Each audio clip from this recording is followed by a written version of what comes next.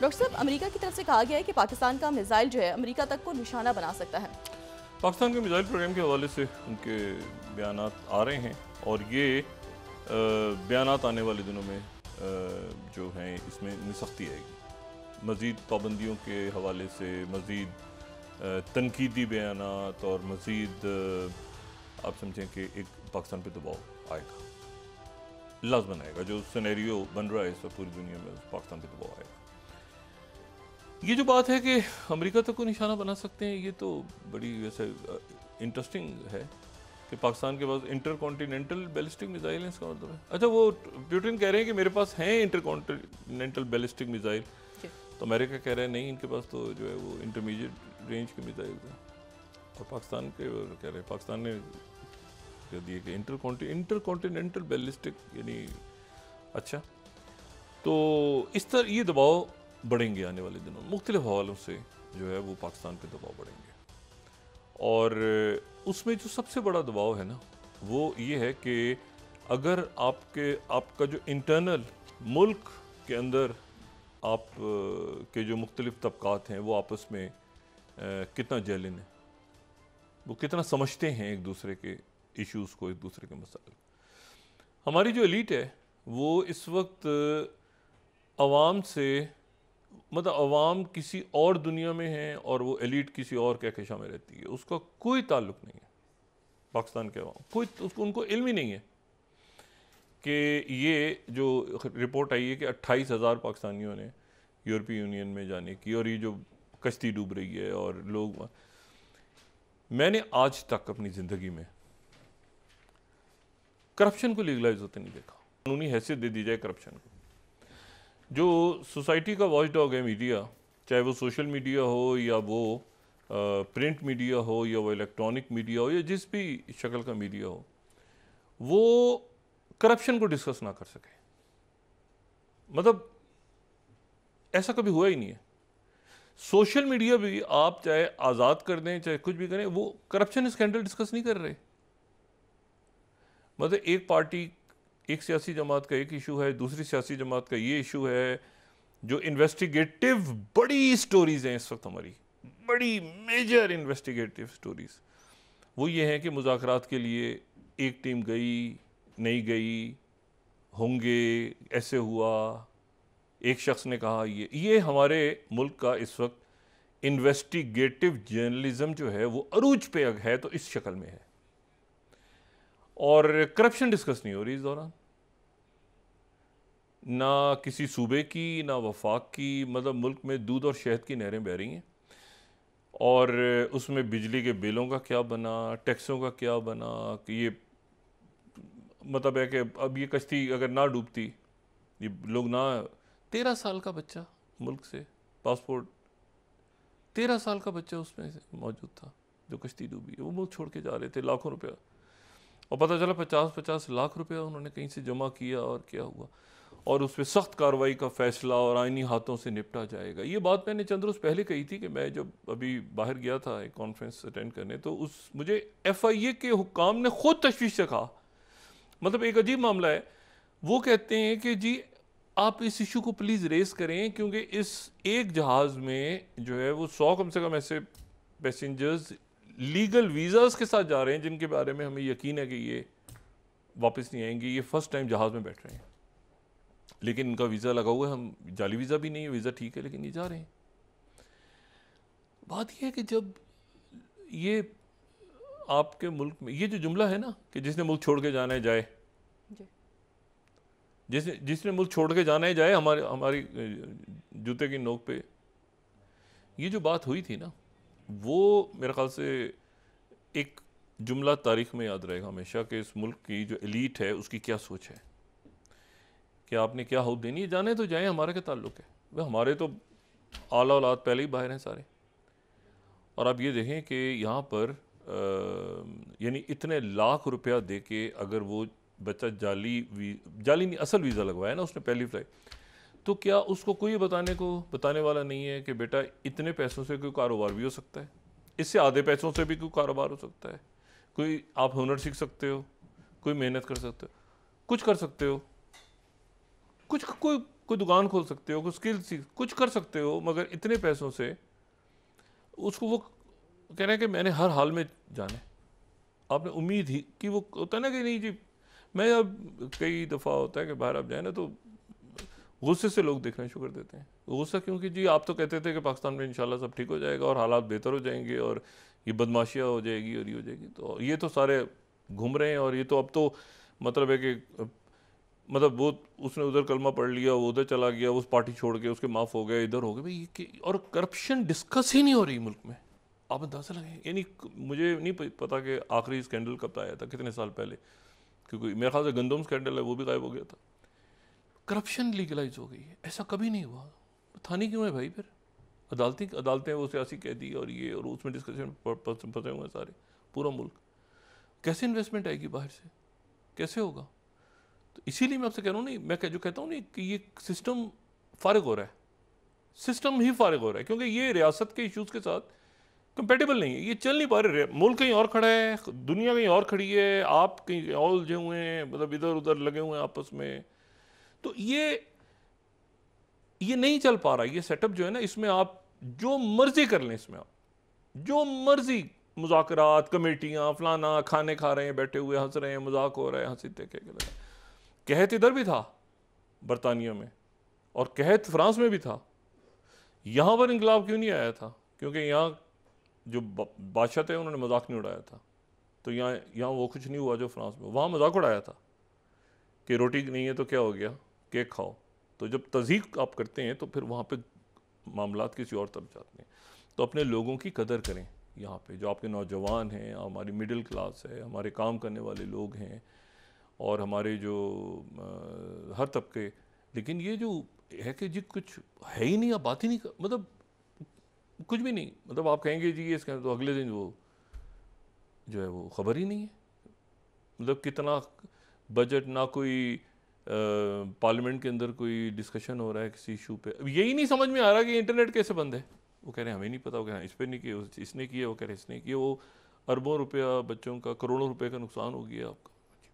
बैठे तो ये नहीं चल रहा सिस्टम, इसको कैसे ठीक करना है? अब ये जो दबाव आ रहा है बाहर से, आने वाले दिनों में मजीद बढ़ेगा। तो आप जो है ना, जंगें जो होती हैं ना, वो फौजें नहीं लड़ती, कौमें लड़ती हैं, मुल्क लड़ते हैं, सब इकट्ठे होते हैं, सब एक होते हैं और इश्यूज़ को, अपने पेटी इश्यूज़ को एक साइड पे फेंक के, उसमें आपकी अदालतें होती हैं, उसमें आपकी फ़ौज होती है, उसमें आपकी पुलिस होती है, उसमें कौम होती है, उसमें जवान होते हैं, हौसला। ये अजीब सूरत हाल बनी हुई है। ये छोटा बच्चा मुझे कहता है कि वो, मैं उस पर देख रहा था कि ये ताकतवर क्या होता है। मैंने कहा जी ताकतवर बेटा आप हो ना। कहते नहीं, उसमें कहते ताकतवरों का फैसला। अजीब किस्म के वो सोशल मीडिया पे आप जाए ना, यूट्यूब पे अजीब लफ्ज़ आपको नज़र आएंगे, अजीब गुफ्तगू नज़र आएगी। आप कहेंगे यार एक मिनट ये क्या है भाई? मैंने कहा बेटा आप ताकतवर हो, आप बच्चे हो हमारे। तो वो मतलब एक इतना क्योटिक माहौल है ना इस वक्त, और पोलराइज था, उससे निकलना है। अब उससे कैसे निकलना है? निकलना तो है। तो इसलिए मैं कहता हूँ ये कंपेटेबल नहीं है। ये जो है ना, ये सारा सिस्टम, अब बाहर से प्रेशर आएगा, बातें होंगी सारी, हम क्या उलझे हुए हैं छोटे मोटे, यूँ कर दो यार, ऐसे कर दो, 5 ट्वीट हो गए, 6 ट्वीट।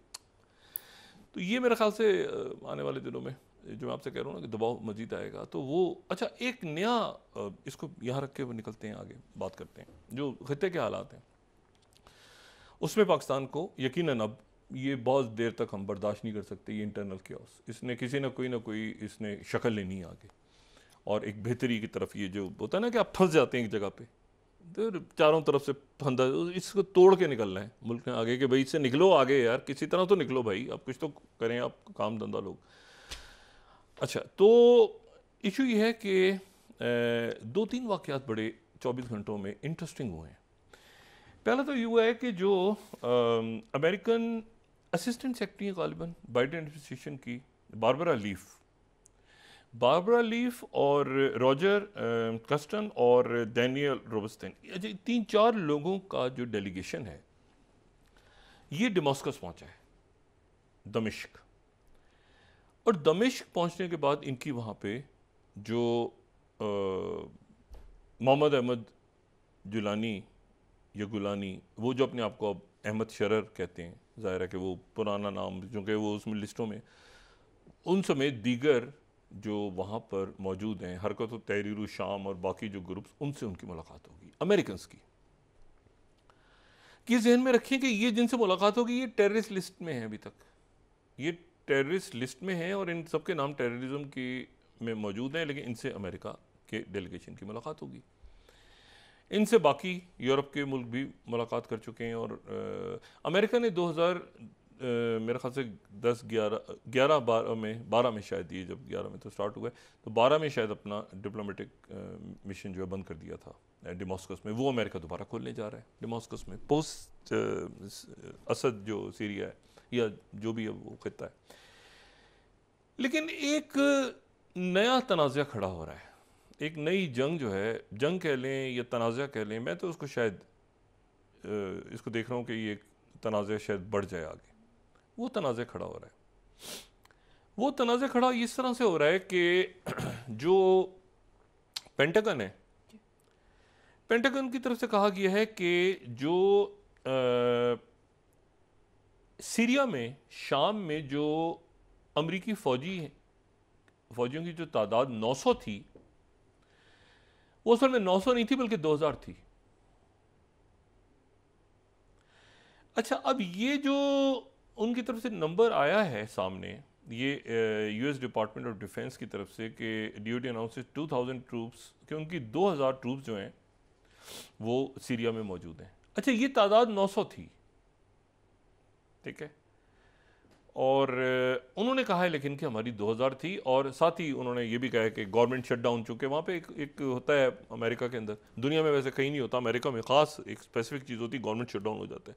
वो ये कि सदर और हाउस के दरमियान अगर फटा पड़ जाए बजट मंजूर कराने पे, तो फिर उसके बाद ही होता है। वो असल में बार्गेनिंग होती है, फिर इधर उधर सारा, तो वो एक फटा वहाँ चल रहा है। उसमें भी डोनाल्ड ट्रंप के लिए बड़ा मसला खड़ा हुआ है। 38 रिपब्लिकन जो हैं वो उनके अगेंस्ट चले गए हैं, और ये डोनाल्ड ट्रंप और मस्क एक तरफ हैं और दूसरी तरफ रिपब्लिकन्स, और वो उनके अच्छा खासा एक फटा अमेरिका में पड़ा हुआ है, उस पर वक्त हुआ तो ज़रा बात कर लेंगे।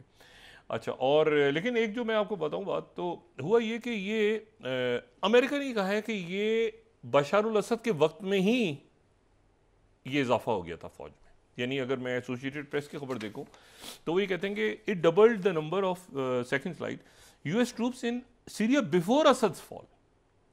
अच्छा, जो उस इलाके में लोग हैं वो कहते हैं कि नहीं, ऐसा नहीं हुआ, बल्कि ये फौज अब आई है, ये फौज अब आई है, और ये फौज जो है, ये पहले तो 900 थे, ये 2000 कहाँ से हो गए, ये 2000 फौज अब आई है। असद, प्रेसिडेंट असद, उनका कहना ये है कि डिपार्टमेंट ऑफ डिफेंस का, कि ये पहले से मौजूद थी। लेकिन बहरहाल एक तनाज़ा जो खड़ा हो रहा है वो मैं आपको बताता हूँ। वो खड़ा इस तरह से हो रहा है कि अमेरिका में उनके जो मुख्तलिफ सेनेटर्स हैं, उन सेनेटर्स ने जो है वो तुर्की के ऊपर पाबंदियां लगाने का मुतालबा शुरू कर दिया है। और मैं ये यूएई का जो बड़ा जरीदा है उसको मैं कोट कर रहा हूँ, द नेशनल को, calls mount for US to sanction Turkey over possible invasion of Kurdish Syria, Kurdish Syria. अच्छा, जो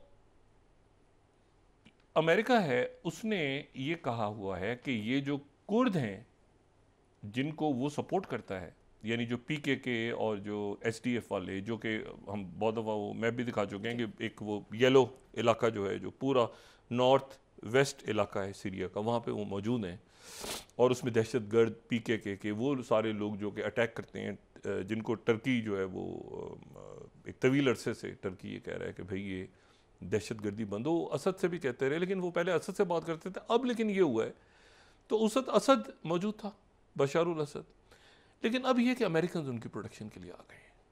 अब अमेरिकन जो हैं वो उनकी प्रोटेक्शन के लिए आ गए, और अमेरिकन जो हैं वो उनको मुकम्मल तौर पे वहाँ पे प्रोटेक्ट करेंगे। और इस दौरान जो है वो वहाँ पर मुख्तलिफ सेनेटर्स ने बयान देने शुरू कर दिए कि जी तुर्की जो है अगर अंदर आता है अपने, क्योंकि ये टर्की पे यहाँ से अटैक करेंगे ना, ये टर्की पे अटैक करेंगे या टर्की को तंग करेंगे, जो भी कुछ करेंगे यहाँ पे।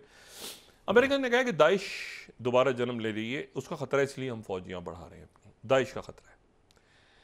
अच्छा, दाइश के ख़िलाफ़ जो है वो अमेरिका ने अमेरिका के साथ कुर्द, इस पूरे ख़त्े में अगर सबसे ज़्यादा कोई वफ़ादार, कोई लॉयल अमेरिकन के साथ रहे हैं ये इरबिल वगैरह के इलाकों में, बहुत लॉयल, तो वो कुर्द रहे हैं।